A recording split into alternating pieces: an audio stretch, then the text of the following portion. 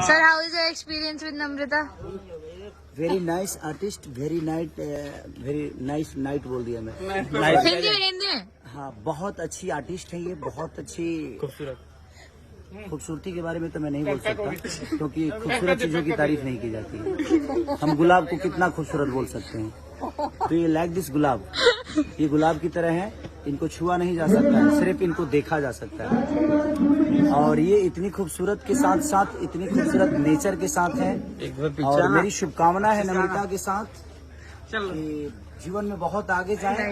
और भोजपुरी समाज के लिए हमने इनको अप्रोच किया है, भोजपुरी सिनेमा के लिए भी, गाने के लिए भी, और बहुत ब्राइट लाइफ है इनका। मैंने बहुत नहीं ब्लेसिंग क्या, मैं क्या कौन हो सकता हूँ, मैं तो खुद छोटा मोटा कलाकार हूँ। Thank you sir. बट इनकी ये इतनी मेहनती मैंने अपने करियर में बहुत कम लोगों को देखा। Thank you. और ये बहुत मेहनती है, बहुत कोऑपरेटिव है और बड़ी अच्छी आर्टिस्ट है। मैंने किसी को इनसे प्यार हो जाएगा।